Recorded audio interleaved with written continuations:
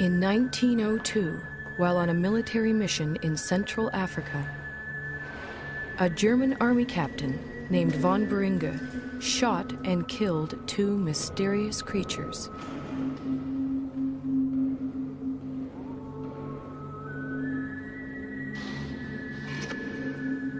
He then sent the skull and bones of one of them back home to Germany.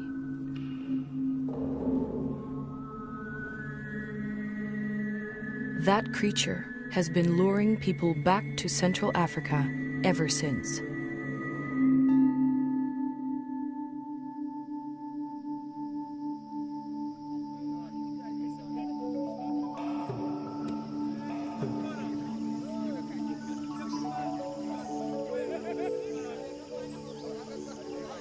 In 1921, American naturalist Carl Akeley made his way to the gorilla's ancestral home.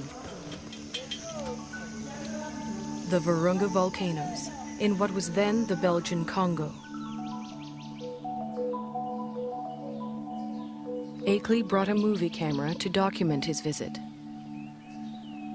and a little girl to help prove Africa wasn't such a dark continent.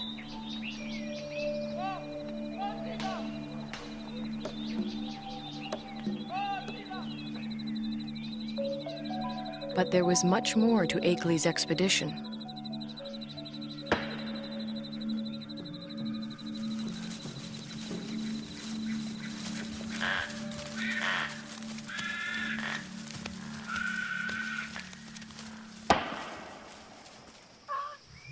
Akeley had come to collect mountain gorilla specimens for exhibit in New York.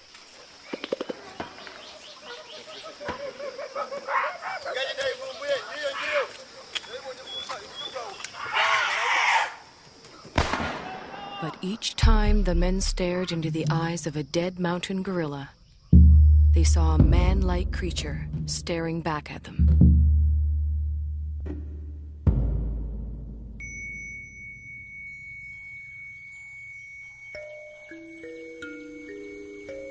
Akeley decided the killing must end.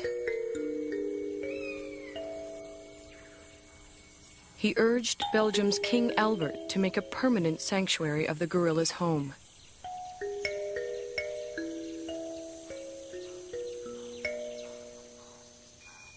Today, in the cold, rainy high ground of Rwanda, Uganda, and Zaire, the gorillas live on much as they have for thousands of years.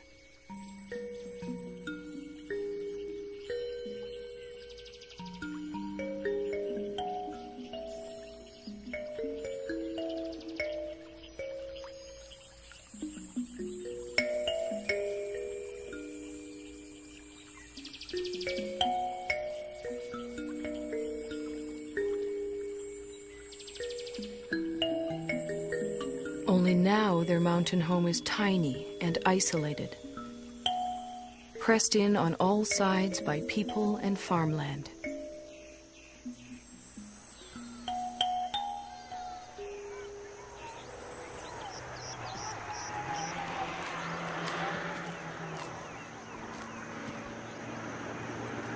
More and more, the mountain gorilla's future lies in human hands.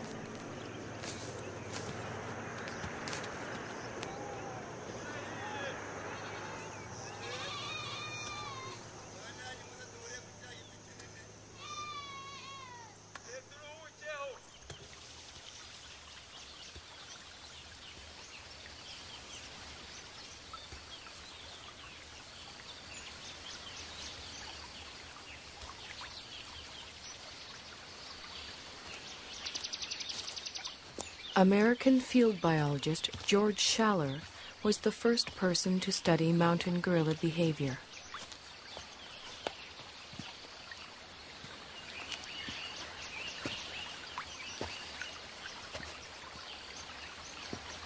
He and his wife Kay spent a year in the forest in 1959.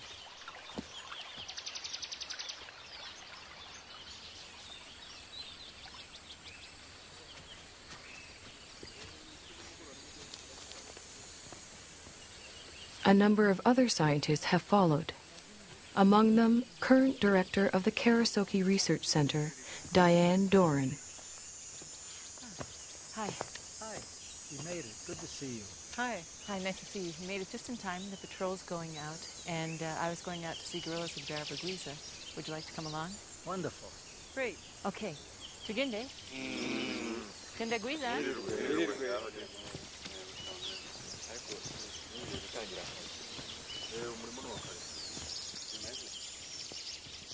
Gorilla researcher Diane Fossey established Karasoke in 1967 in the forest she grew to love.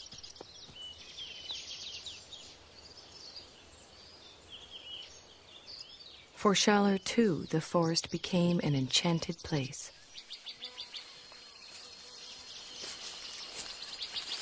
Some of my most magical moments with wild animals were watching gorillas, staying with them day and night. I used to do all my own gorilla tracking. You walk along slowly, you see the broken vegetation, you smell the animals. There's the musty, somewhat sweet odor of gorillas in the air.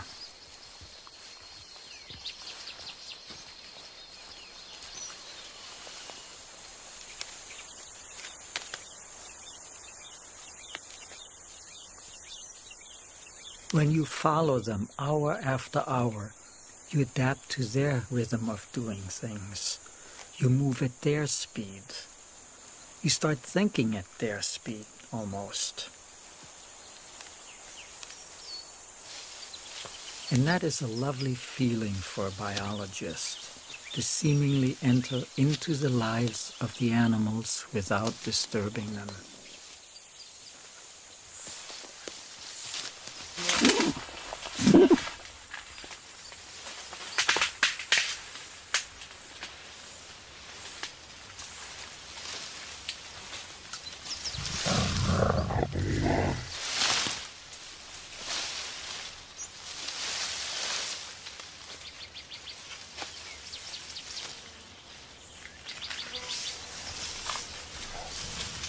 When approaching the animals, scientists try not to be too quiet.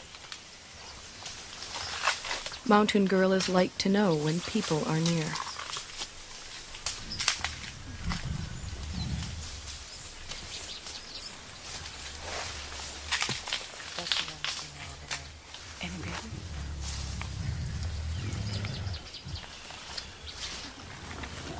The mountain gorilla's day is spent feeding and resting. Feeding and resting, and feeding some more.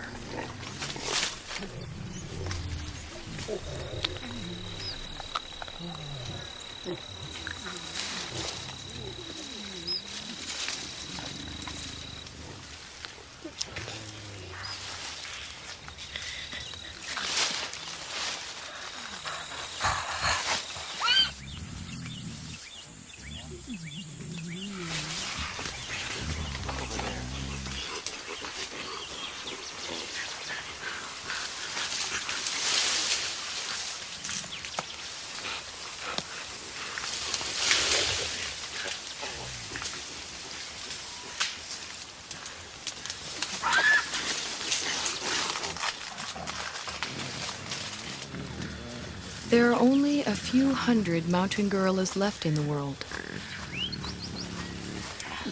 Most live as part of a family. The father and protector of this family is the male silverback, Umagumi. He acts as a magnet for the group. The females gather around him. Their infants and offspring gather around them.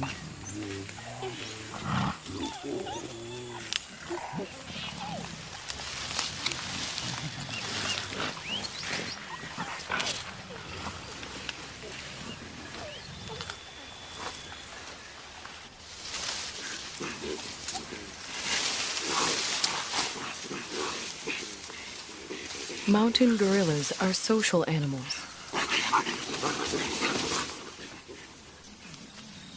The closeness begins in infancy. Rarely, if ever, does a mountain gorilla mother let her baby out of her sight.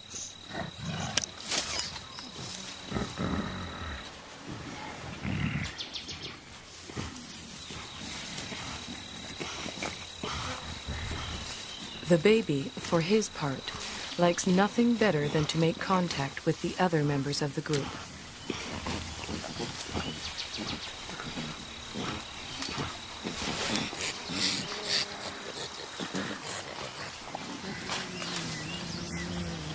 Even when they spread out to begin their daily search for food, the gorillas continue to communicate with one another.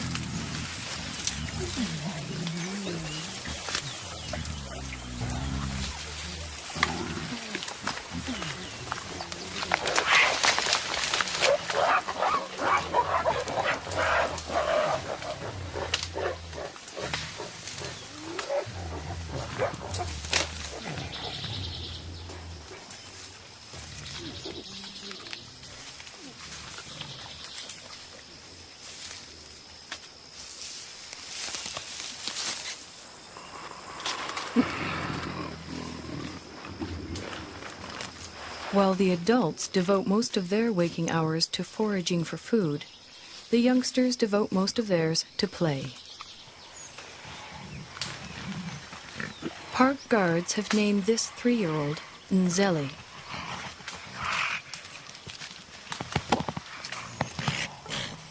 They call his friend Imvura.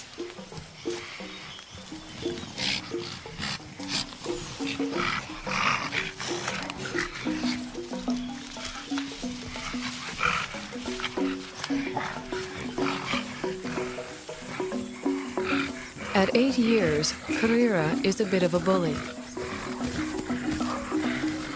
Washushwe is only 4.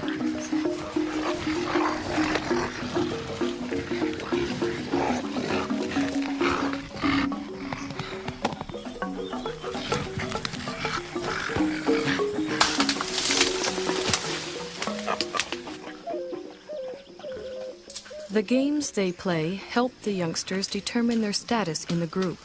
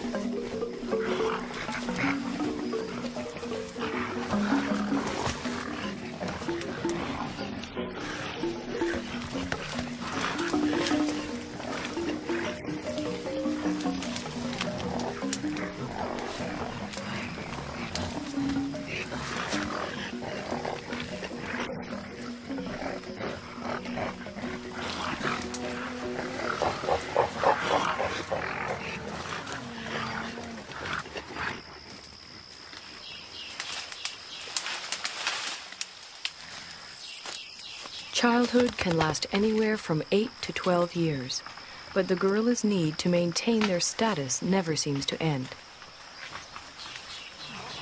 Any opportunity to reinforce the hierarchy is seized upon.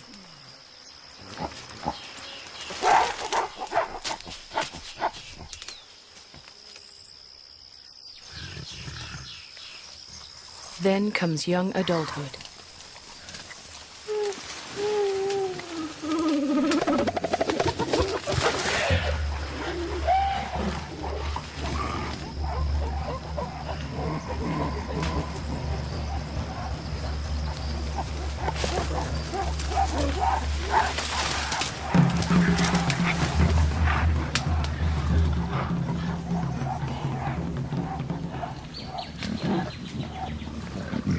At 13, Intwari has the beginnings of a silverback and his first real sense of the power that comes along with it.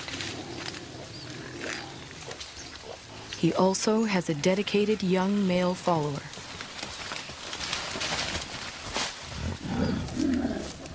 But what Intwari really wants is the attention and allegiance of the females in the group.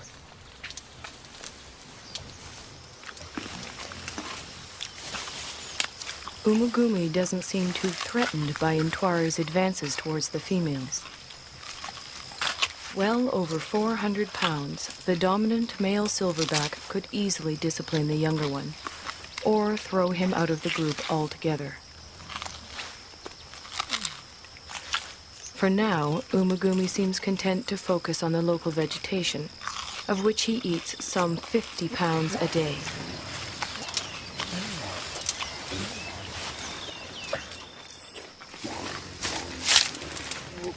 Mountain gorillas are mainly vegetarian, with a few ants and grubs thrown in for good measure.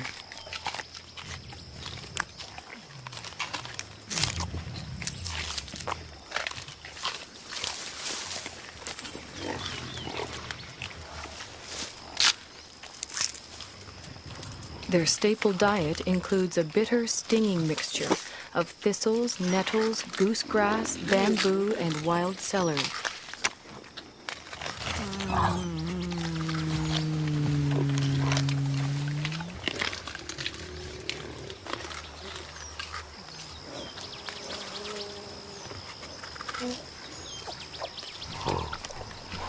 Although he has already begun to experiment with the food his mother likes to eat, Abumwe will continue to rely on her milk until he's 3 years old.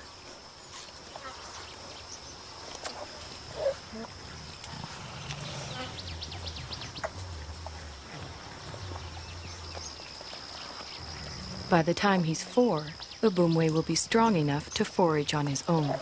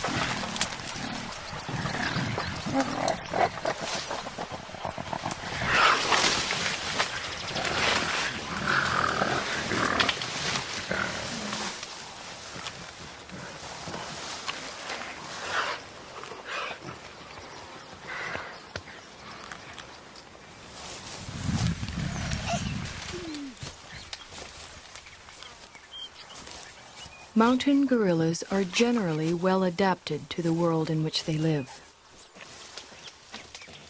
But however idyllic their home may appear, for the youngsters in the group, the mountains hold many perils. Many newborns simply don't survive.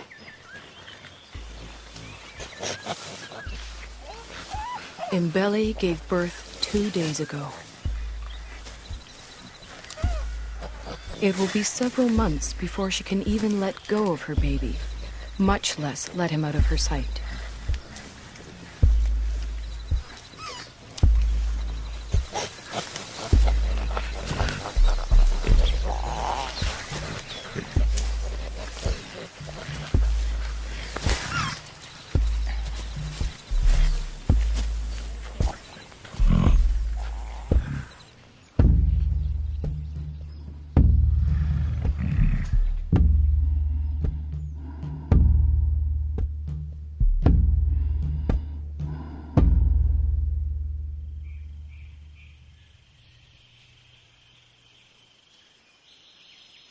The mountain gorillas are more vulnerable than they know.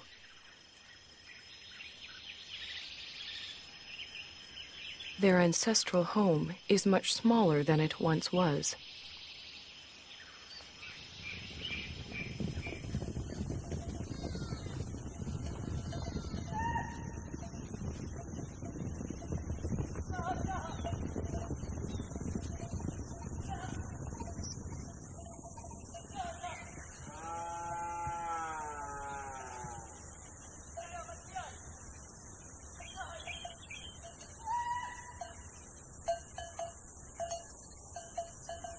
All around them, human activity is increasing.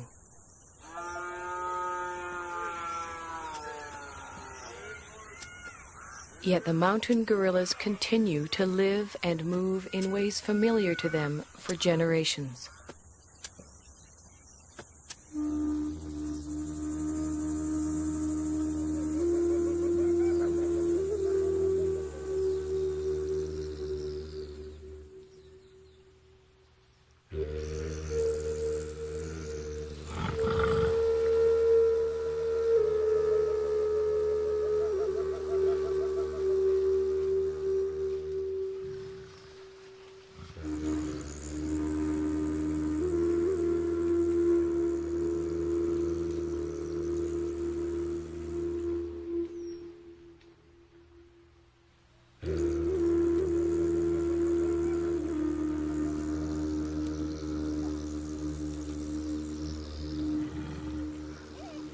They do not distinguish between thistles and meadows that are inside the park and thistles and meadows that are outside it.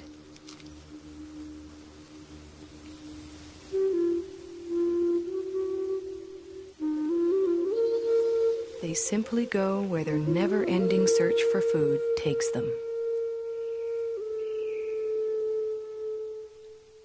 Only now they find others there.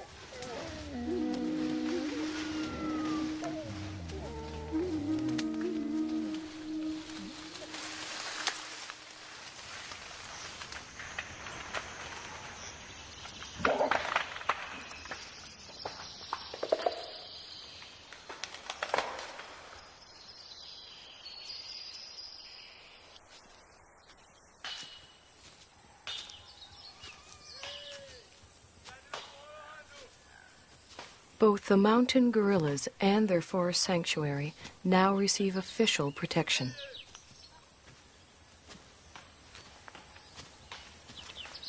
Park guards and anti-poaching patrols go to the forest every day.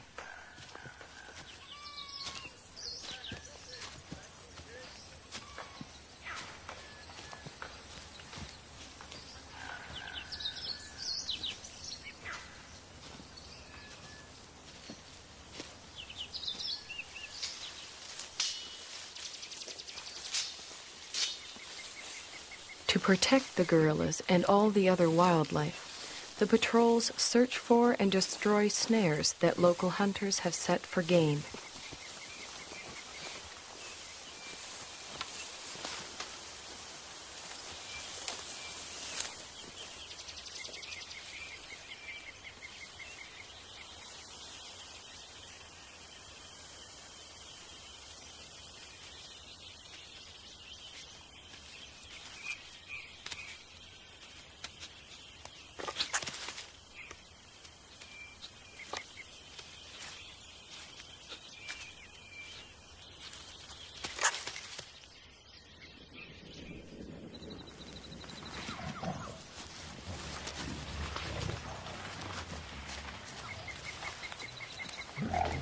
The guards search the forest, checking on the gorillas' whereabouts and welfare.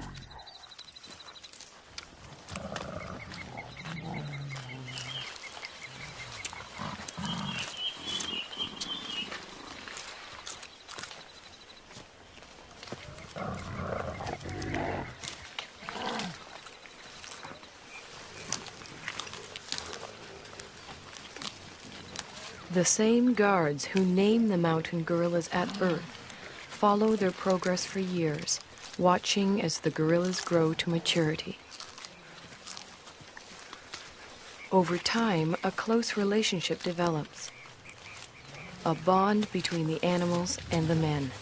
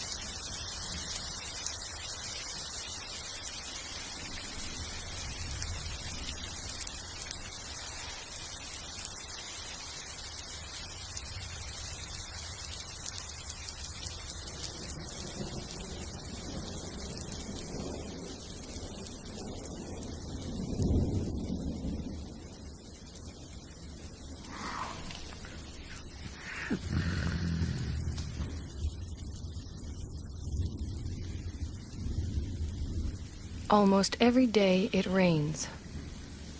The mountain gorillas don't seem to like it. They don't seem to know what to do about it either, other than simply wait it out.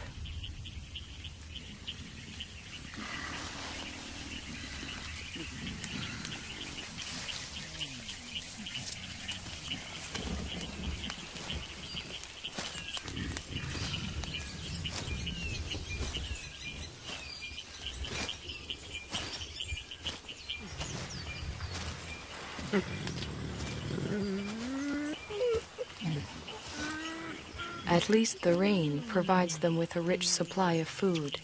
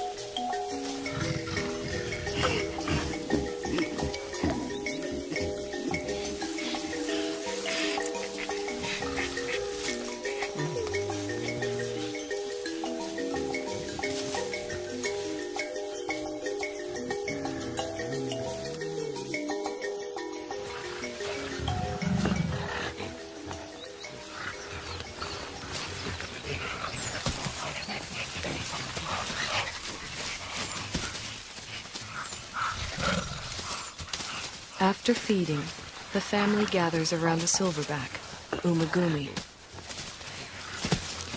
While the adults rest, the youngsters play.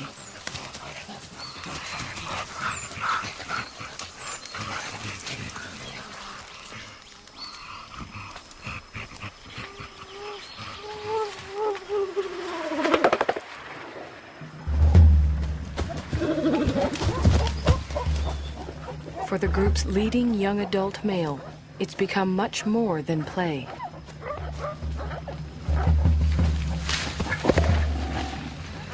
Left unchecked, Intwari's newfound strength could eventually tear the group apart.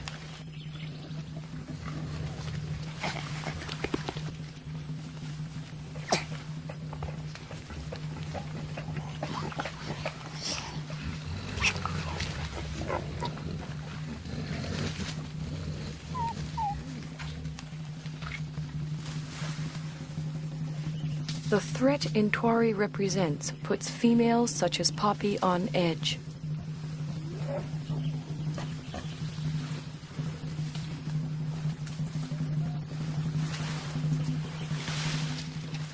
Determined to get some kind of reaction from the others, Intwari bites into an inedible plant and contemplates his next move.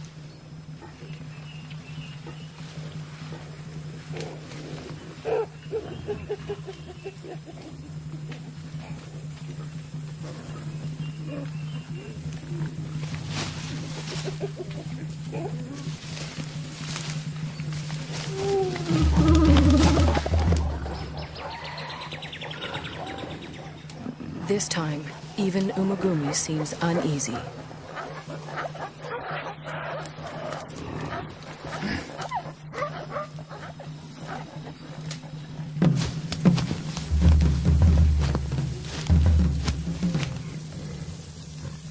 Intwari is presenting himself as their new leader, but the females don't see it that way.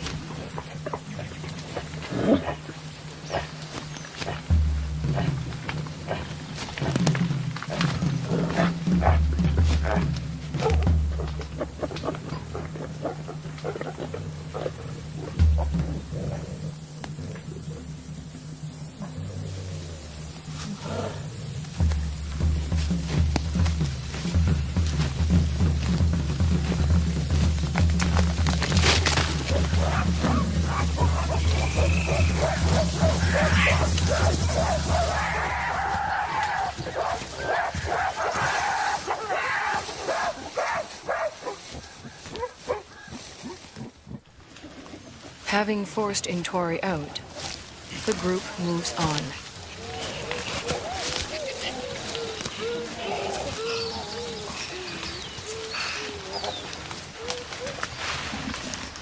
Before she joins them, Poppy, still vibrating with excess energy, vents it on the first young male she can find.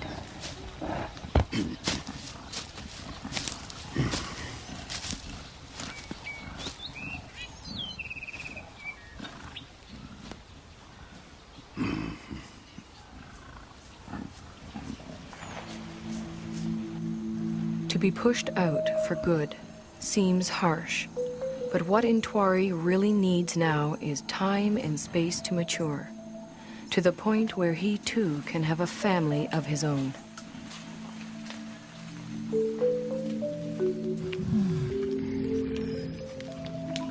The next few years are critical for Intwari.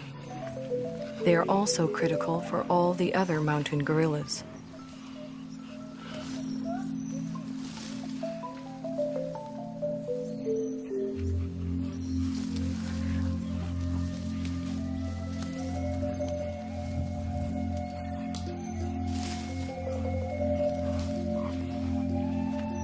Whether the outside world will allow Intwari and the others the time and space they need is an open question.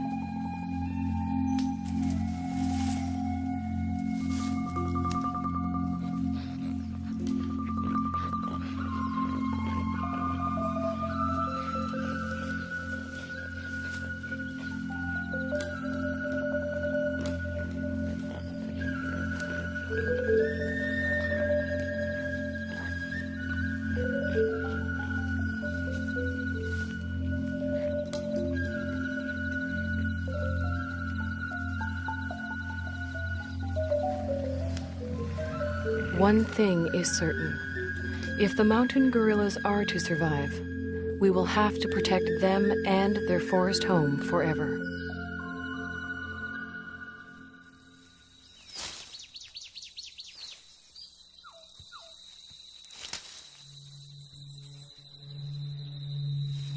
If we ever turn our backs, they'll be gone.